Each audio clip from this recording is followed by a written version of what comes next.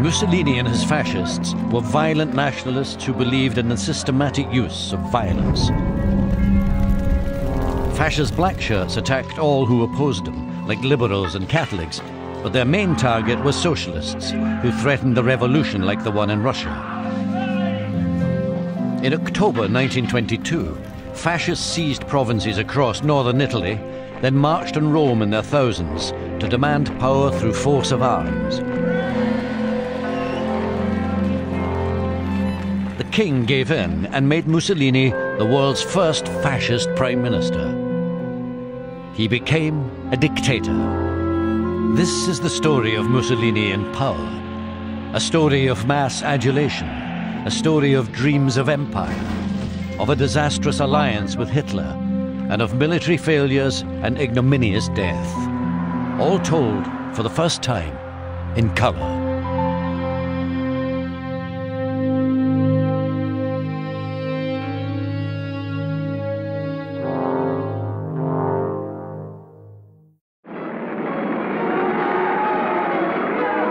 From his earliest days in power, Mussolini's main aim was to restore the glories of the ancient Roman Empire. And his main frustration was the reality of Italy in the 1920s. Disorganised, chaotic, unstable. That was a far cry from the Roman Empire, when Italy had been great, when it had really dominated the Mediterranean, when it had had its own massive empire. And Mussolini looked back to the past and thought, we should be there again. Mussolini modelled his behaviour on the Roman emperors. To equal their ruthlessness, Mussolini would betray anyone, even loyal, devoted fascist families ready to die for their country. He would even betray his own family, his son-in-law and favourite daughter.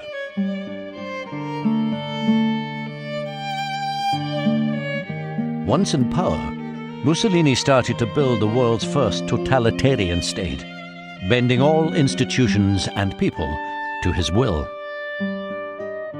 To build a new type of Italian, Mussolini knew he had to start with the young. La nostra patria. In 1925, Mussolini decreed, "The government demands that the school be inspired by the ideals of fascism." Adesso bambini leggiamo una poesia di Giuseppe Zucca, Duce chiamaci. Children were ordered to believe, obey, fight. From the age of 4, they were dragooned into fascist youth organizations, which supplied them with toy guns and black shirts. Duce, duce, chiamaci. Duce, duce, chiamaci. La voce degli eroi. La voce degli eroi. School poems taught children to be ready to fight for fascism whenever the leader needed them. La gran voce dei martiri. La gran voce dei martiri. In schools, tried to inculcate patriotism, and they tried to persuade all school children that patriotism and fascism are the same thing. You couldn't be a patriot without being a fascist, and you couldn't be a fascist without loving Mussolini. Adesso bambini facciamo Every school children would have to sort of write an essay on why I love Mussolini, or why Mussolini is the greatest man of the 20th century. Punto. Punto. As well as propaganda for the masses, Mussolini also created a repressive police state to enforce obedience to fascism. They had a very powerful machine, both created by the Fascist Party and also just by the state police. Extremely far-reaching machine for surveillance, for spying. I mean, very little went on that the Fascist police, or one of the various Fascist polices, didn't know about. And there were enormous numbers of actions carried out by the police every week.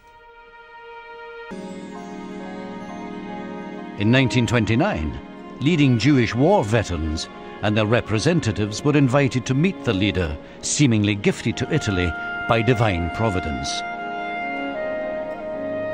Many Jews had welcomed fascism as the rebirth of the Risorgimento, the 19th century nationalist movement that had unified Italy and set the Jews free from the ghetto.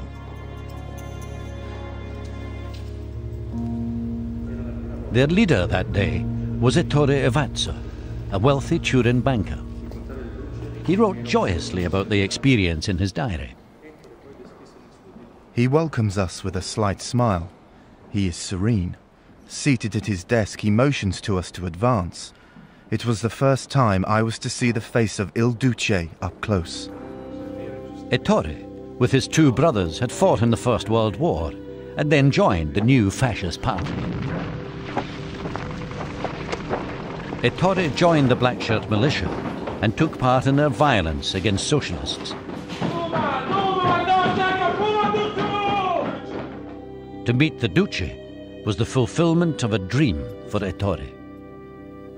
On hearing of my affirmation for the unshakable loyalty of Italian Jews to the fatherland, His Excellency Mussolini looks me straight in the eye and says with a voice that penetrates straight down to my heart, "I have never doubted it." Ettore was overcome with a wave of emotion. Later, Mussolini would turn a blind eye when the Nazis sent thousands of Italian Jews to their death.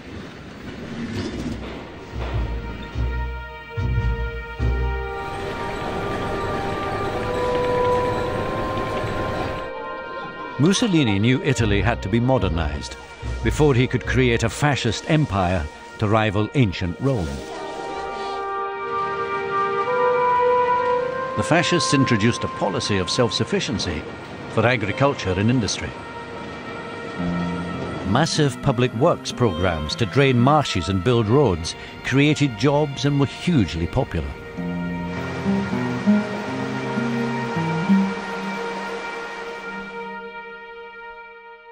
But for Mussolini, their main aim was to prepare the Italian economy for war.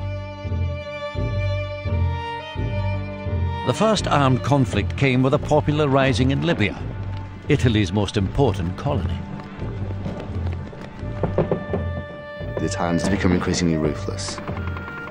They'd use mass rapes, desecration of mosques, rounding up civilians into concentration camps, mass starvation, the use of chemical weapons against civilians and guerrilla combatants. 100,000 civilians were probably killed between 1929 and 1932 in the pacification of Libya, as it was called. So it's really outside of Italy, in the foreign wars, the colonial campaigns, that fascism showed its particularly violent and brutal side.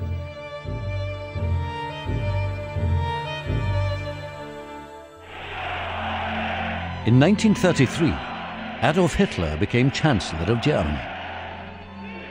Mussolini regarded Hitler as a junior partner who had copied him in his rise to power, but he was jealous of Germany's military power. He realized that Hitler's rise to power was going to destabilize the situation in Europe, and this destabilization would begin to open a window of opportunity for Italy's action. Ettore Evazzo, the Jewish banker, worried that this was potentially a tragic turning point for Italian Jews. But to his relief, Mussolini ridiculed Hitler's racial theories. Nothing will make me believe that biologically pure races can be shown to exist today.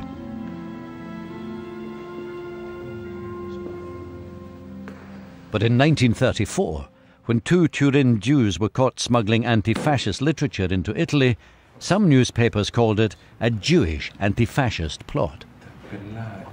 Ettore panicked, fearing the return of Jewish persecution. He started his own newspaper to publicly demonstrate that Jews were patriotic and pro-fascist. We are soldiers. We are fascists. We want to kiss the tricolour flag, for which we are always ready to fight and die. There was no automatic reason Mussolini and Hitler would be allies, despite their shared views. They first clashed over Austria. Italy wanted it to be independent, rather than part of Germany. Hitler, however, had other ideas.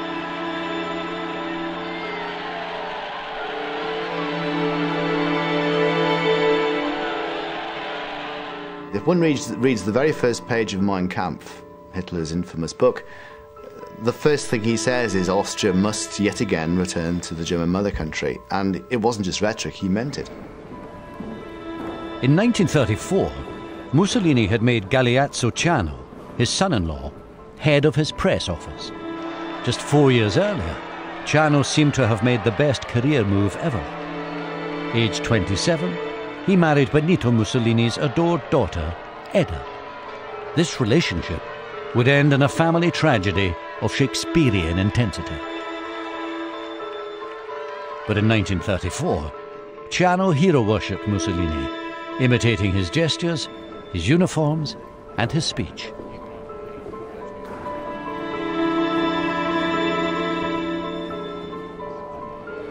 Ciano's first job was to ridicule the Führer. After Mussolini and Hitler clashed over Austria, Ciano briefed journalists that Hitler was a madman, hell-bent on world war.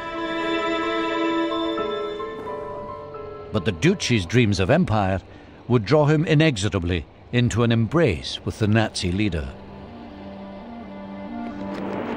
In 1935, fascist forces invaded Ethiopia, Africa's last independent nation.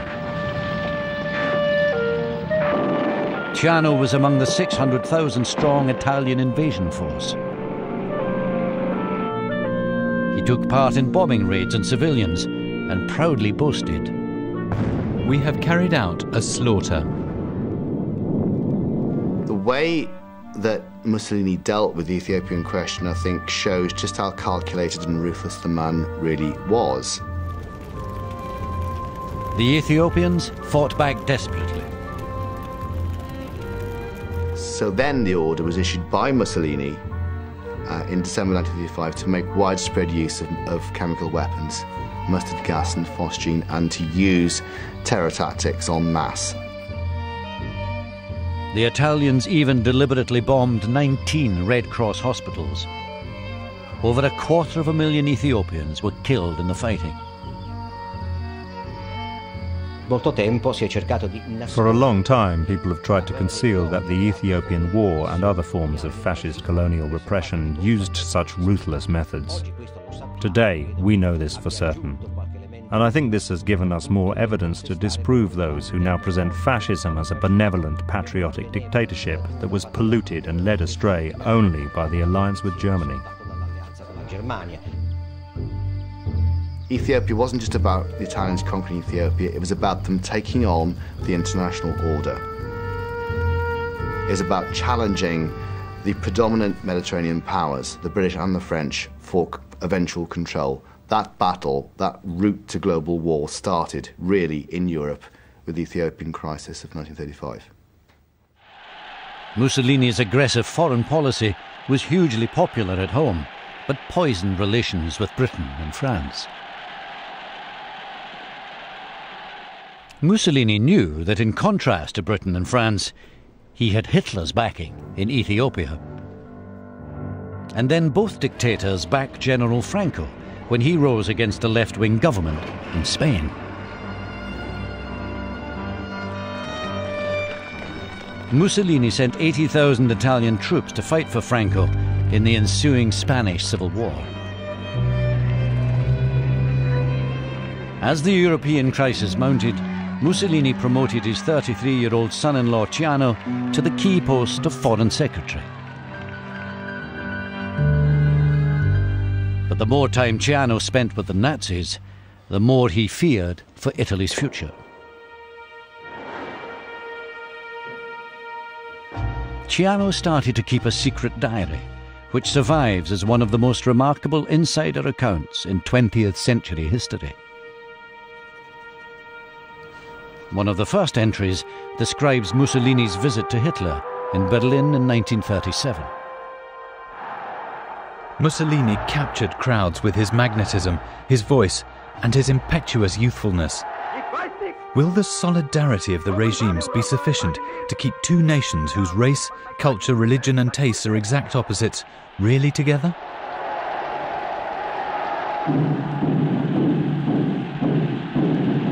But Ciano knew that there was no alternative to the Nazis if Italy wanted to challenge the power of Britain and France. Today, the Rome-Berlin axis is something very real and extremely useful. the fascists and Nazis provided impressive military support to Franco, practicing techniques they would perfect in the Second World War. One was the bombing of civilians to create mass terror. Ciano gloated over its effect in Barcelona. The entire raid lasted only 1.5 minutes. Buildings pulverized, traffic interrupted, panic that became insanity. 500 dead, 1,500 wounded.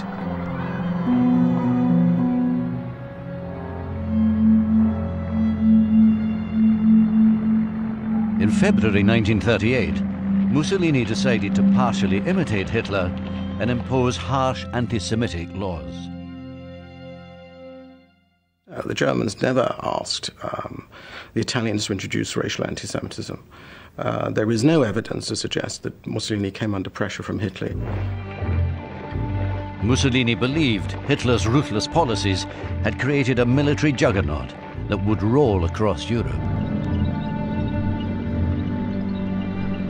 Since he was a Machiavellian and a pragmatist and wanted Italy to assume its place among the great nations, he had a whole ideology that if you were really a serious person, you brushed aside any kind of humanitarian concerns about who you might be stepping on in order to further the cause of national greatness. Crushing the rights of a few thousand Jews in Italy was a small price to pay for national greatness.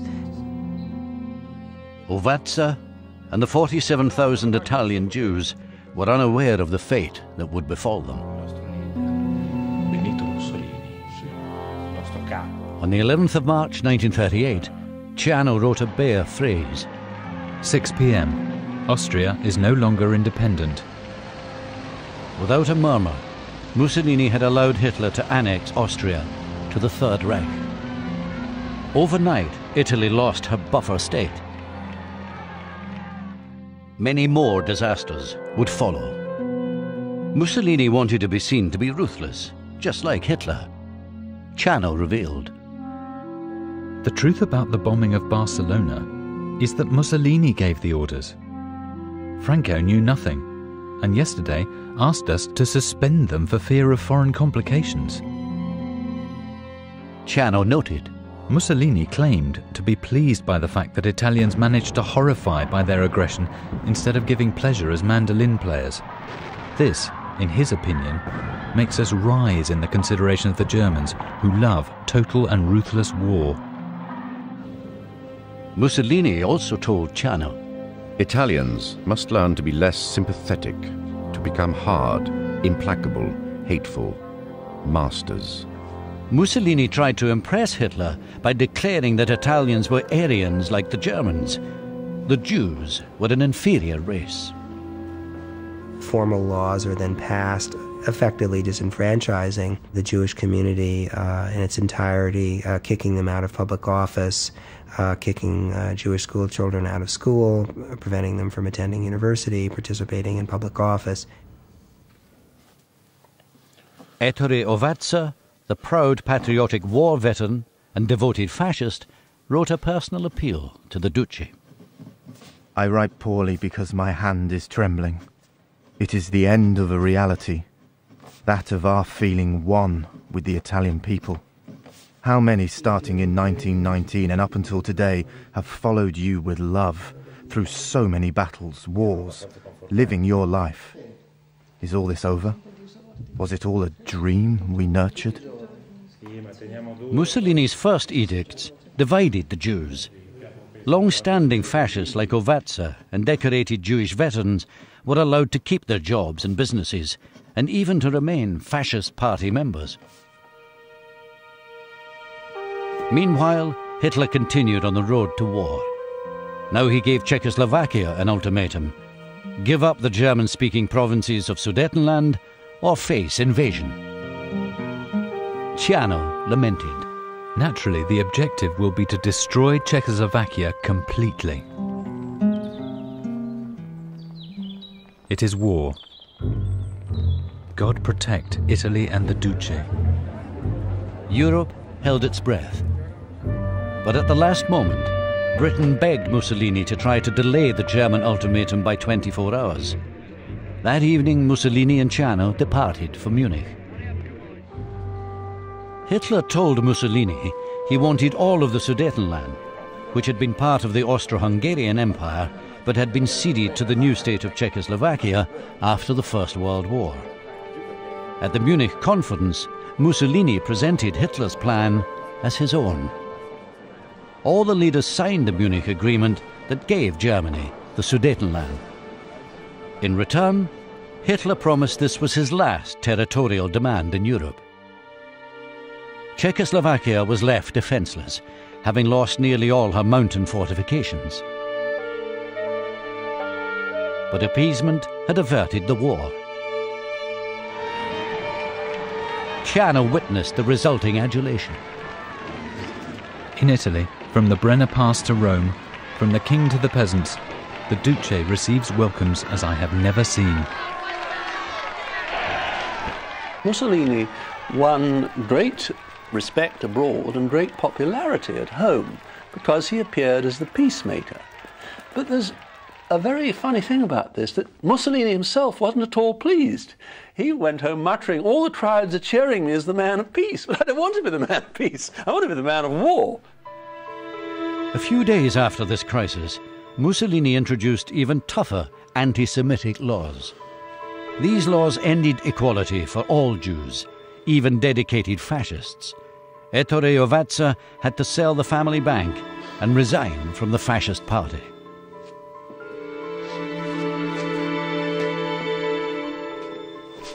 In March 1939, Hitler tore up the Munich Agreement. German troops marched into the rump of Czechoslovakia, the first time they had occupied non-German speaking territory. Hitler did not even warn Mussolini. Only afterwards, the German ambassador Hess told Mussolini, "The Führer thanks Italy for unshakable Italian support." Mussolini was in despair. Every time Hitler grabs a country, he sends me a message. The march of fascism seemed unstoppable when Franco finally triumphed in the Spanish Civil War.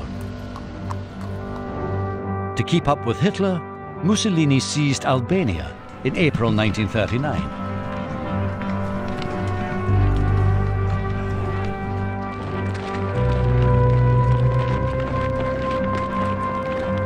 Later that year, Ciano wrote, First report of imminent action against Poland.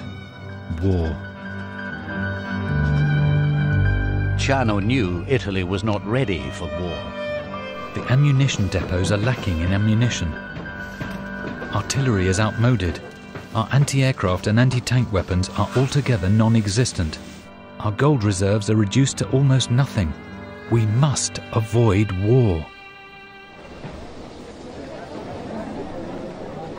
Despite this, Mussolini ordered his foreign minister, Ciano, to go to Berlin to sign one of the most disastrous military agreements in history, the Pact of Steel. This required Italy to go to war whenever Germany did. In this agreement, both Germany and Italy promised not to provoke a major European conflict for at least 3 years. But just 3 months later, in Salzburg, Ciano learned directly from Ribbentrop, the Nazi foreign minister, of Hitler's real plans. He said, gazing at me with his cold metallic eyes, "We want war. Poland must be invaded, defeated, annihilated, and annexed to the Third Reich in the same fashion as Austria and Czechoslovakia." Hitler basically followed his own designs. He marched to his own drummer. He implemented his own foreign policy. He didn't even take Italy into consideration in terms of discussion before considering his major changes in foreign policy. After meeting Hitler, Ciano knew Europe would be engulfed in war. He has decided to strike, and strike he will. The fate that might befall us does not interest them in the least.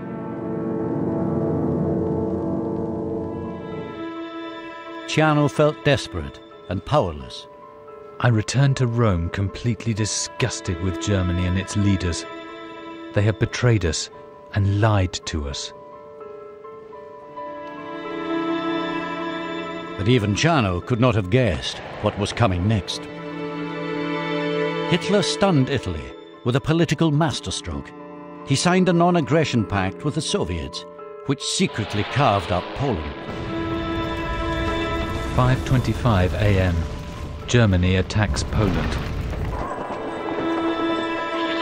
11 a.m. Britain declares war on Germany. Ciano struggled hard to keep Mussolini out of the war. The idea of joining the Germans attracts him, but I must fight to the end. Otherwise, it will mean the ruin of the country, the ruin of fascism, and the ruin of the Duce himself. Mussolini told Ciano, "The Italians, after having heard my warlike propaganda for 18 years, cannot understand how I can become the herald of peace, now Europe is in flames." Mussolini, I think, always saw Italy's inability to enter the war in September 1939 as a failure, something which he was embarrassed about, rather ashamed of. He is still, in international terms, a revolutionary, that he is a man with a mission. He has to leave his mark on history by making Italy great or greater. He can't do this without war. As the Germans swept across democratic Europe in 1940, Mussolini could restrain himself no longer. He declared war on France and Britain. Ciano wrote, "The adventure begins. May God help Italy." The most awful, I think the most contemptible reason Mussolini gave for going to war was he said, "We need a few thousand dead in order to be able to sit at the conference table." And he thinks that's going to be it. In the first month, the Italian army made little progress in its invasion of France. Mussolini blamed his soldiers rather than himself. It is the material that I lack. Even Michelangelo needed marble to make statues. If he had only clay, he would have been nothing more than a potter. Mussolini planned to run a parallel war with Germany. While Hitler grabbed territories north of the Alps, he would grab countries around the Mediterranean.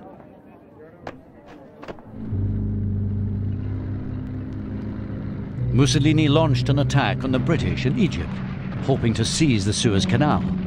The British withdrew. Ciano noted, "Mussolini is radiant with joy." At Ciano's urging, and as a way of showing his independence, Mussolini decided to seize Greece without informing Hitler. It was felt that Greece would be a sort of nice, easy target. It was felt the Greek military weren't up to a fight. The Italians were already in Albania, of course. It was simply a job of stepping over the border and Greece would collapse. Mussolini had managed to bribe a number of top Greek generals.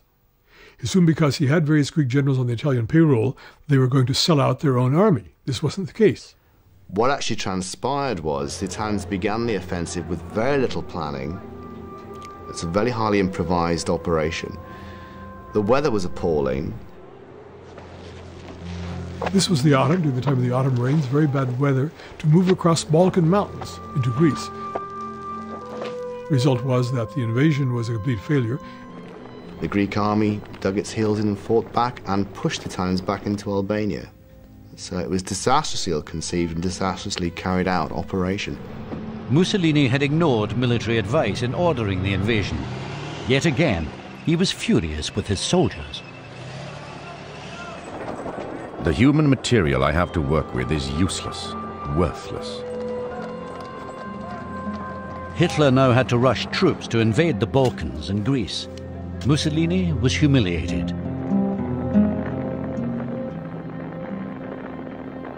The last thing Mussolini wanted was the Germans anywhere in his sphere of operations whatsoever. So to have to admit defeat and then see his principal ally having to occupy not only Greece but also Yugoslavia, which is of course a border state with Italy, was a pretty serious humiliation, and I think marks really the first point when you could say the man or Mussolini's authorities are beginning to erode.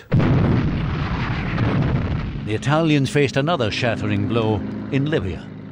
British and Commonwealth armoured spearheads simply went straight through the Italian lines like a knife through butter, something like 400,000 to 500,000 prisoners taken in a very short time by the British as a result. But again, shows the Italians simply are not capable of running, really, of running a modern war. And now he has to play second fiddle to his ally in Nazi Germany, and this gets worse and worse as time goes on. Every place Italy fought virtually was a defeat for Italy. From now on, Mussolini was completely in Hitler's hands. At 3 a.m. on the 22nd of June 1941, Mussolini was woken to be told of the German attack on the Soviet Union. There had been no consultation, no forewarning. Mussolini was angry and humiliated. Even I don't dare disturb my servants at night, but the Germans make me jump out of bed at any hour without the slightest consideration.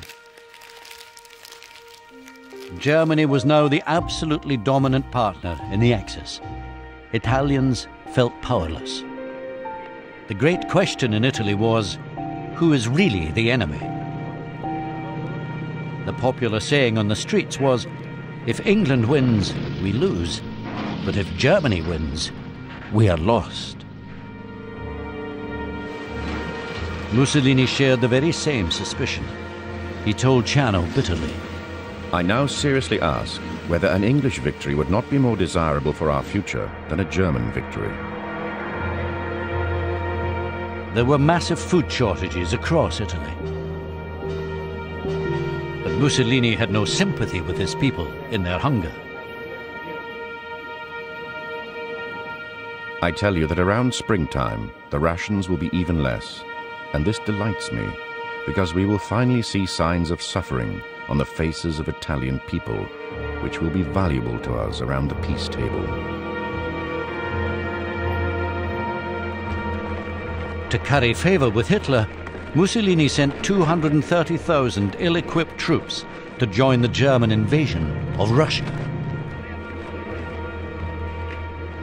The secret police reported growing anger over the military disasters.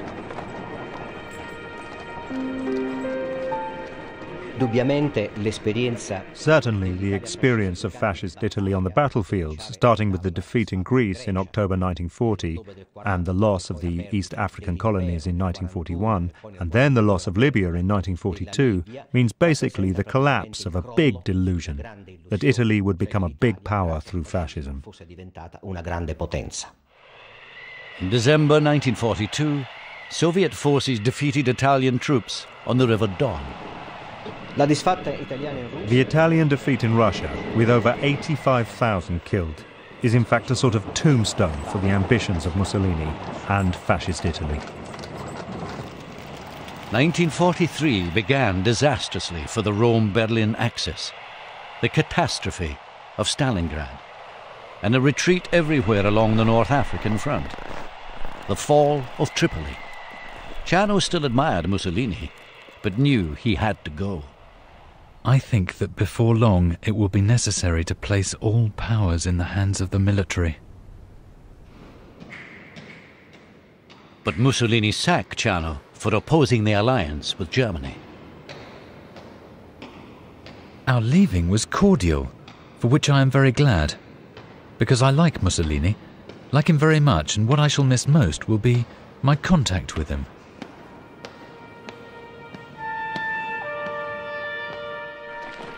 Italian defeats escalated through 1943 with mass surrenders to the Allies in North Africa. When Allied forces landed in Sicily, 12,000 more surrendered without firing a shot. 3 years of military disasters had destroyed the foundations of Italian fascism. Finally, on July the 25th, 1943, Mussolini was toppled by a group of leading fascists, who then meekly handed constitutional power back to the king. The Duce, the Iron Dictator, was a broken man. You could almost say that he was depressed. I mean, it's perhaps not clinically so, but I think that there's something almost apathetic about Mussolini's conduct. I think that he really almost at that point felt that he had lost the game and that there was something sort of almost inevitable about his fall from power. To Mussolini's horror, one of the leaders of the rebellion was Ciano, his own son-in-law, who had been at his side as foreign minister during 6 tumultuous years. This set in train a terrible family tragedy, an echo of the national tragedy about to befall Italy.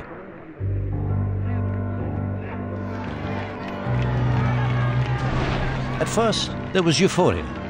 20 years of fascism seemed to have melted away like snow. The king, Victor Emmanuel III, appointed Marshal Pietro Badoglio, former head of the armed services, as the new prime minister. Badoglio imprisoned Mussolini and also arrested Ciano, who was accused of massive corruption. But the chance to shorten the war and bring peace to Italy was botched. It turned out to be a fiasco. The Allies and Badoglio could not coordinate what was going to happen. Badoglio and the king pulled up and left Rome in a disaster, a disgrace, in flight to go head south. Before fleeing into the welcoming arms of the Allies, the king announced Italy had changed sides. And the Italian army and the Italian nation just unraveled overnight, the night of September 8th, which is known also in Italian history as the catastrophe. Italy was traumatized. The Germans moved quickly to take control of the country. Some Italians, outraged by the king's surrender, fought on with the Germans. Others were delighted to join the Allies. Many simply laid down their arms. Italy now faced the horror of civil war. But Hitler still admired Mussolini and personally ordered a daring airborne raid which successfully rescued him from his mountain prison. Hitler installed Mussolini as head of a new fascist government, the Italian Social Republic, or Salo Republic, in German-occupied northern Italy. It was a mere puppet government. It was a shadow government that Mussolini technically ran the country, but he was at under orders of the Germans. As Italy crumbled into chaos and civil war, the Ovazza family fled Turin and headed for a hotel close to the Swiss border. With Ettore were his wife, Nella, son Riccardo, and daughter Elena. It must have been a tremendously complicated and tragic time for him. Fascism had failed visibly. It had collapsed. Mussolini had been deposed. The dreams of greatness had not measured up to reality. And he personally had sacrificed everything for this cause which had now failed. They had taken with them gold, jewels, and foreign currency. Unknowingly, Ettore was taking them into a very dangerous world. At the time, there were all kinds of unscrupulous characters and profiteers who are making money off of the desperation of many people who are trying to sneak over into the border into Switzerland. Riccardo was of military age, and Ettore feared he might be seized. So he found a mountain guide to take Riccardo to Switzerland. Ettore gave his son 50,000 Swiss francs. A few days later, the Ovazzas were enjoying a meal together, until Gestapo officers sat down close to them. Tension filled the room.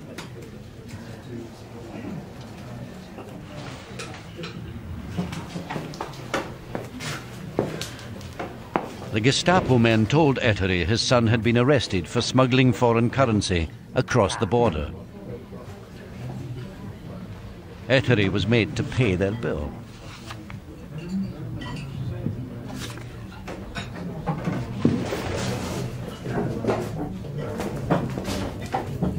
The three were taken to a school commandeered by the German SS.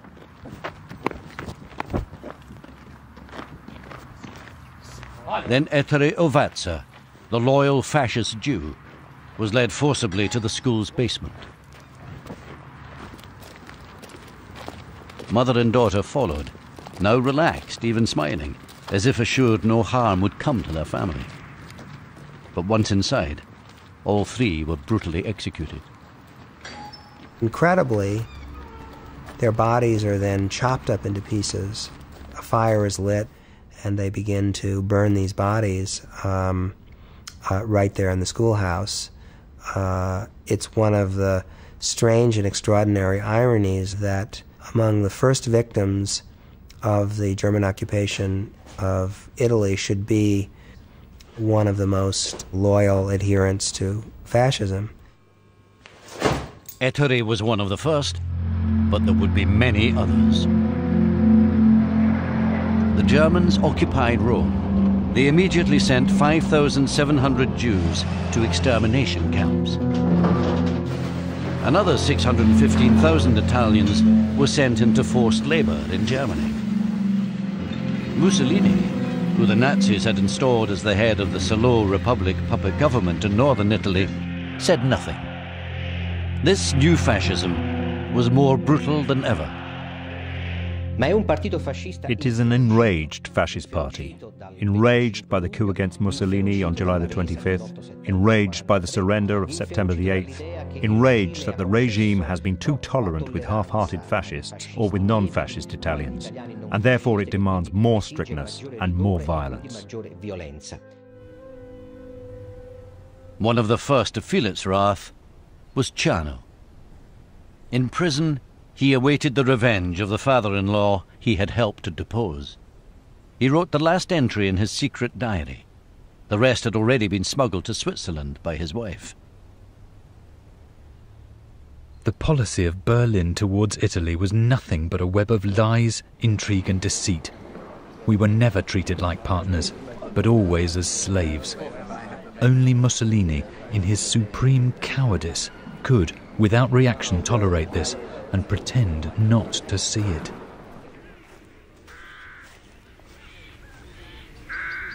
Mussolini then proved Ciano right.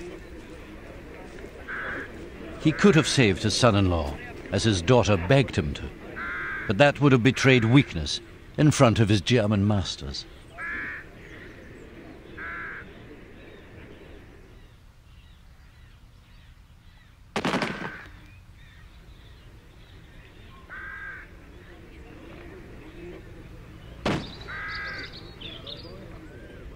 This remarkable film of Ciano's execution was made to prove Mussolini's iron resolve and his dedication to Hitler's service.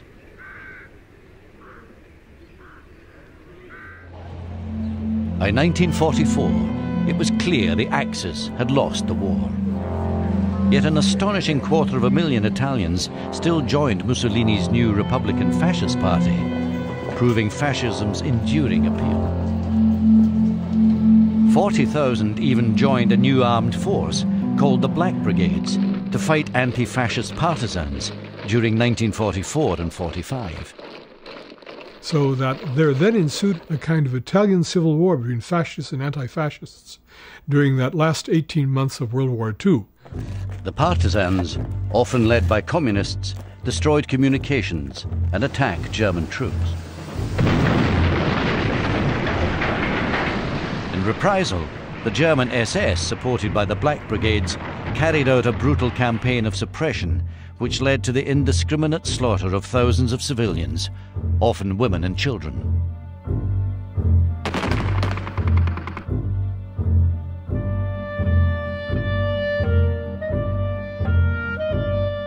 This was the nastiest part of the entire regime, particularly inside Italy, because there were a lot of political executions, the liquidations of lots of hostages, mass killings, tens of thousands of people died. This was by far the worst aspect of the regime inside Italy during the entire fascist period. But it was above all a fight for Italy's future.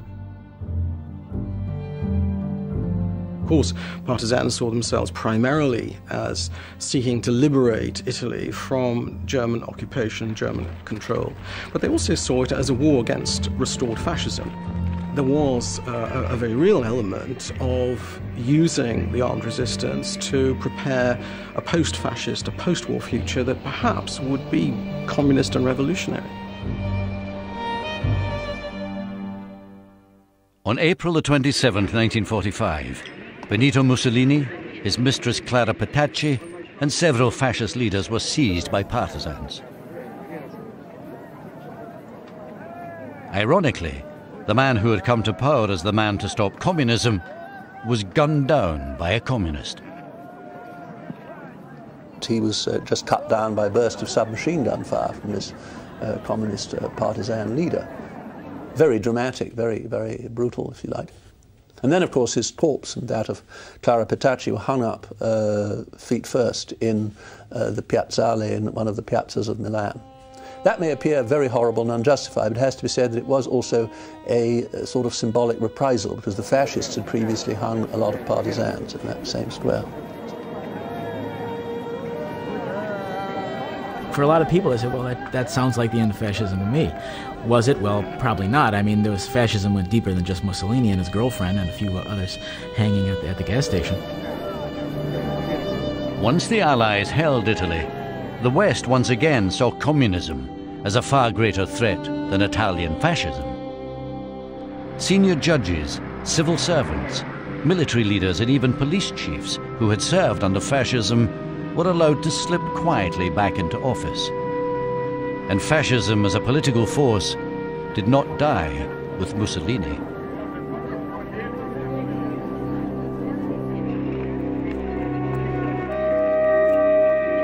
There is still, right across Italy, a widespread sense of sympathy for this man. An unwillingness to accept that maybe there's a bit more to him than just public works programs, road building and draining marshes. There was a bit more to it than that. The war in violence, the revolutionary ideology, this attempt to revolutionize Italy and make it a more martial, more aggressive society, and caused, let's not forget, the death of 55 million people. Let's never forget Mussolini's responsibility in the Second World War.